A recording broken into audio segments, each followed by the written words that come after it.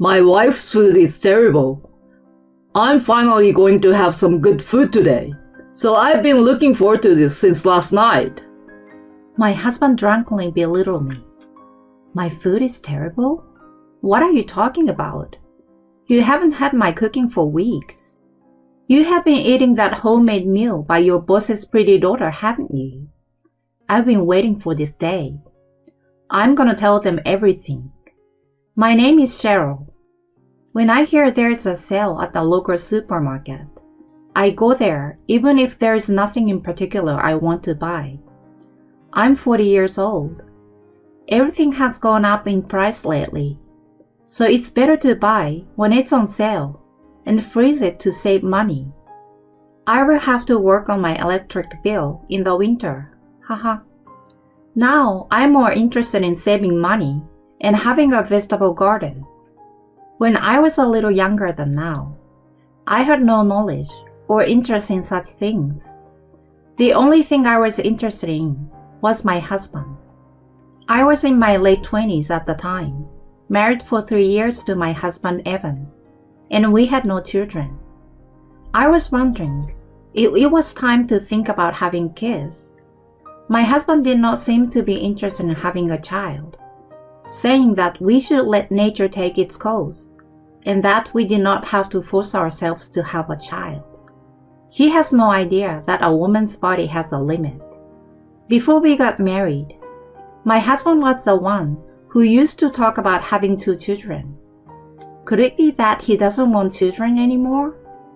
Or is it a problem of financial insecurity due to the fact that my husband has not been promoted or paid well in years, even though his company has a high salary scale? There were a number of things that came to mind, but I couldn't get an answer from my husband, and all I could do was fumble around. Gradually, my husband became reluctant to discuss the possibility of having children. He would snap at me and say, "Why not just the 2 of us?" "It's not that we can't just be a couple. I love my husband and want to be with him forever. But it is also true that I want to have children, and it was extremely difficult for me to choose between the 2. As the number of arguments increased, there was no more opportunity for my husband and I to have a baby. And so, there was an awkward atmosphere between us. I don't know whether it was because of this or not, but my husband also stopped coming home for work, and the gap between us grew deeper and deeper. This made me reflect on the fact that I may have been too busy with thinking about having children. My husband may have had his own feelings, but I may have been putting my own wishes first, I thought. When I stopped talking about the child, my husband's attitude became calm, and it seems as if things were back to normal. However, it had become a tradition for us to have dinner every year on our wedding anniversary at the restaurant where he proposed to me. My husband would go straight to the restaurant after work, and I would dress up at home and meet up with him in front of the restaurant. I loved this day more than my own birthday because it was like when we were still dating. However, on our wedding anniversary this year, my husband did not show up at the restaurant. I waited for hours in the rain under an umbrella in front of the restaurant, and when I called his phone, he did not pick up. When I came home, he was sitting on the couch having a glass of wine. "Where have you been?" "Oh." He saw me all dressed up and remembered what day it was and apologized. It seems he had completely forgotten about our anniversary. I had written it on the calendar at home, but my husband didn't see it. My dissatisfaction with him about not wanting to have kids, and him not telling me how he really feels. I couldn't stop my feelings that I had been pretending to ignore from overflowing in my heart. Of course I was sad that he forgot our anniversary, but more than that, I felt as if my husband was neglecting me, so I was very frustrated. I couldn't help but blame him. What am I to you? Our wedding anniversary ended in a big fight. Someone once told me that it is a bad habit of women to be emotional. I think that's true, but I just couldn't control my emotions that day. My husband apologized to me later, but he didn't look me in the eye and didn't seem sincere either. On top of that, he never came home again, and the gap between us, which I thought had almost been closed, became even wider than before. Whenever I see him, he sometimes looks unhappy. He won't even smile at me anymore. I thought we might not make it. Just as I was thinking that, I got some very bad news. Hey Cheryl, I saw your husband walking with a woman the other day.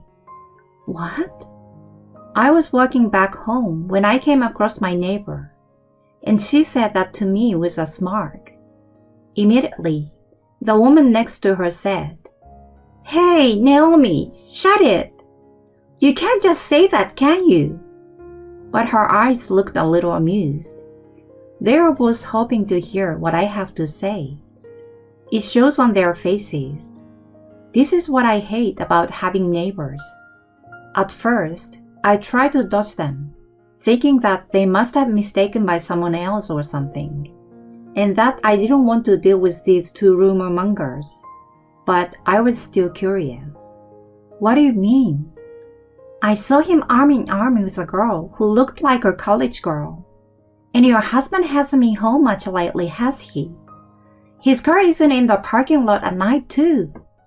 Stop checking whose car isn't in the parking lot. It's disgusting. That's what I thought, but held back from saying it out loud. Then the neighbors continued. He's cheating on you, right? They were looking at me as if to say, Tell us something more interesting.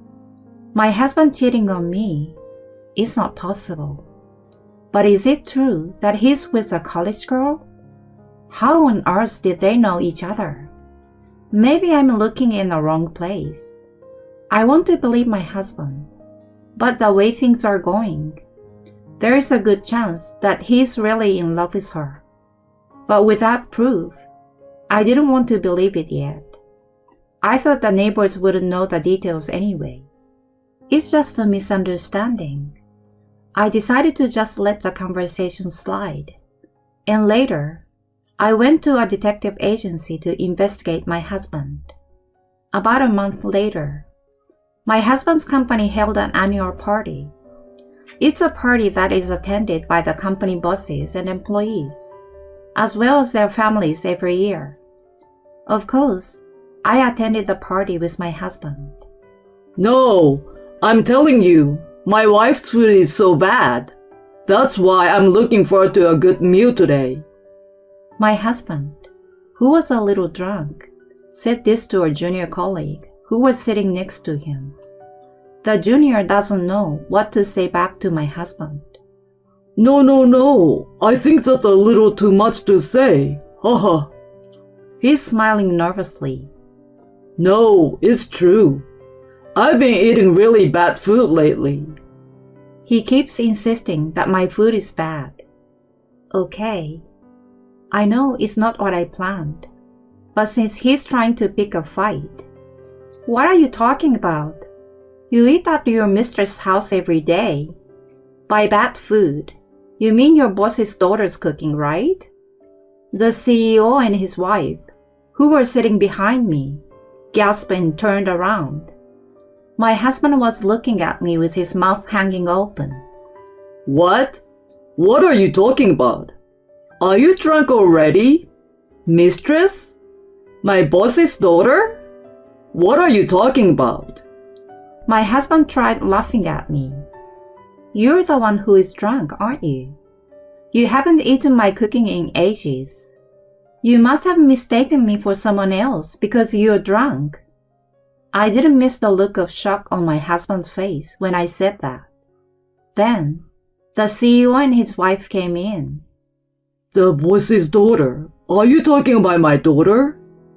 I was going to bring this up with the CEO and his wife at the end of the party. But my husband has moved up the schedule. I was going to reveal everything here anyway. My dear husband, get ready to go to hell. I nodded silently to their question and pulled out a photo from my bag. I showed them a picture. The picture showed my husband and a young woman coming out of the hotel arm in arm. The CEO and his wife turned pale when they saw it. But my husband remained puzzled because he had not seen the picture yet. This is... The CEO and his wife glared at my husband. What is it? Show me the picture. My husband looked troubled in the face of the unusual anger of the CEO and his wife, and pulled out the photo from my hand. What? My husband's eyes go wide, and he goes rigid. That's the one you are having an affair with, right? You knew? You've got to be kidding me. You're messing with my daughter. The boss tried to grab my husband by the chest. My husband dodged his boss's attack, but was stunned as if he had no idea what was going on. Your daughter? You didn't know? She's their daughter. What? He sounded like he was about to faint. Seriously? My husband looked at me and the picture oddly. He finally understood his position. The CEO and his wife told my husband, I will listen to what you have to say. We, the CEO and his wife, left the area and invited the daughter to another room to discuss the situation. Their daughter showed up after being summoned by her parents. Caroline is still a college student. I heard she is smart and as beautiful as an actress. I thought she was too good for my husband. Caroline met my husband at the party her friend invited her to. My husband had told her that he was single, and he had always kept his wedding ring off while they spent time together. Caroline broke down and cried on the spot. I believed you when you said you would marry me. Caroline cried on the CEO's chest. But I'm serious. How can you get married if you're not even divorced yet? Caroline's mother yells at him. Right. My husband's voice became smaller.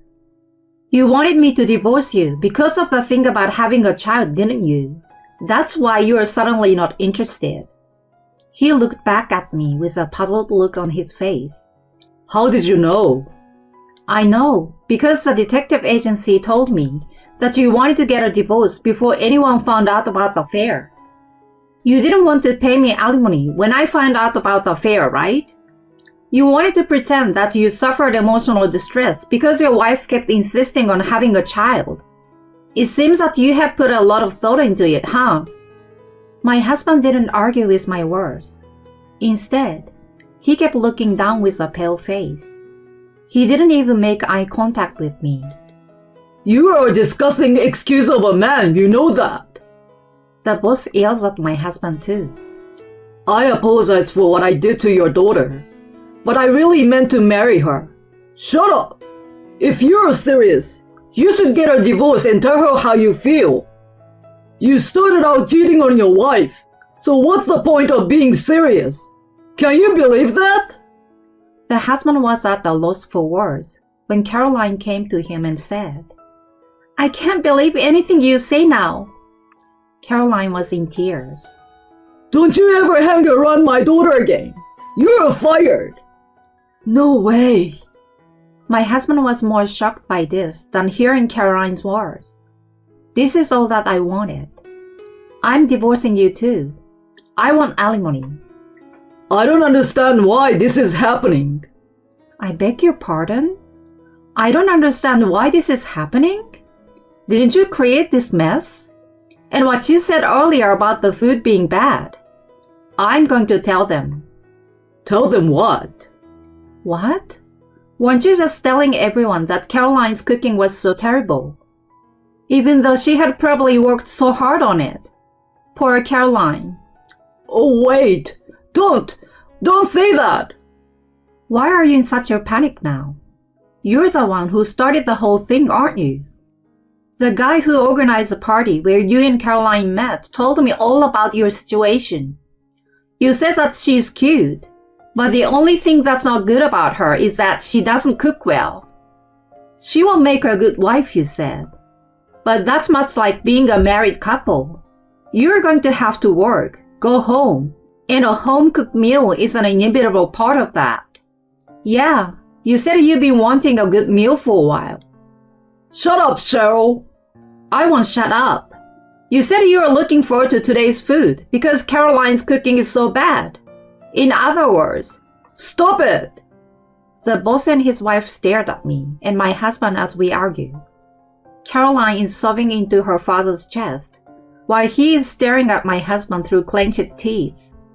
The CEO's hand was clenched so tightly that it looked as if he might break something. No, sir, this is not. My husband tried to make excuses as if it were a joke, but it was too late.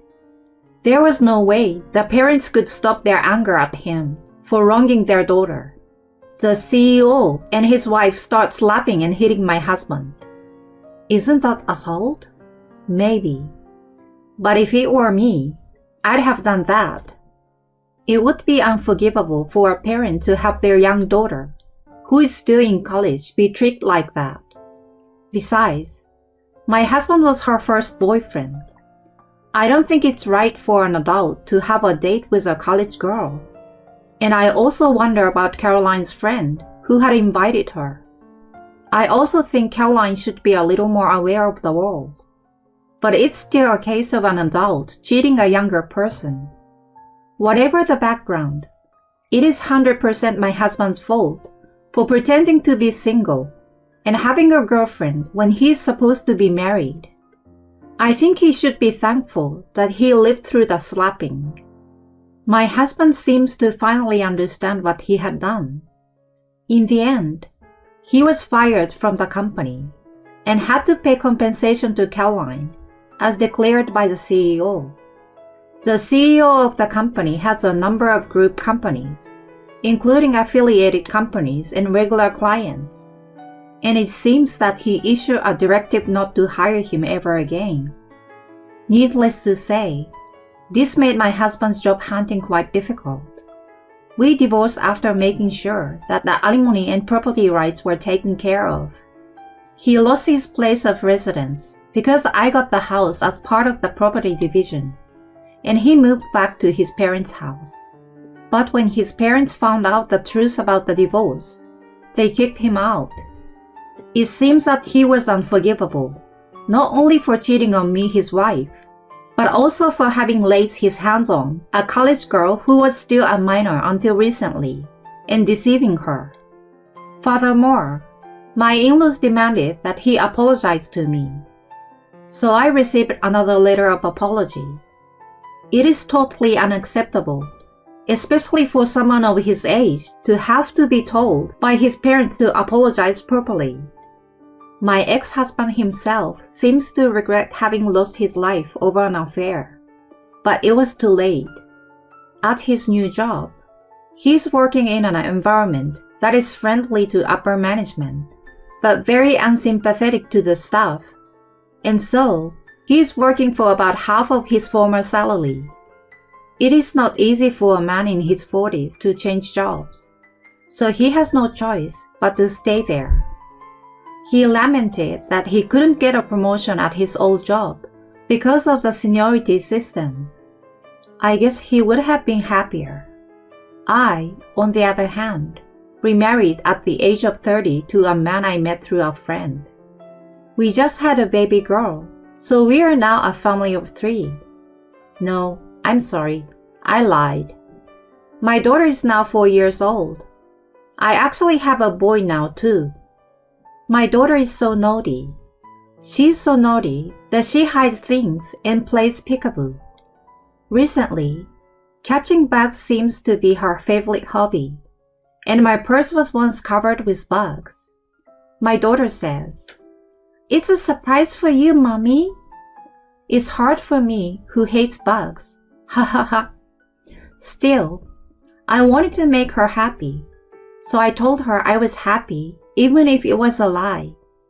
But the next day, she gave me a lot more bugs as a present again. Oh, she speaks so much that it's hard to believe she is 4 years old. I'm always amazed at how naturally she joins in our conversations. I've heard that girls grow up so fast, but I didn't expect this much.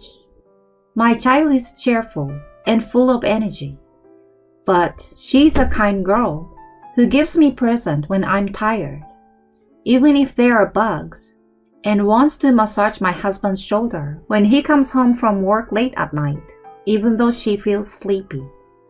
Having them in my life, I thought that my ex-husband and I were destined to divorce, and this remarriage was also destined to happen. My life has been full of many things, but I'm happy every day to be blessed with my new family.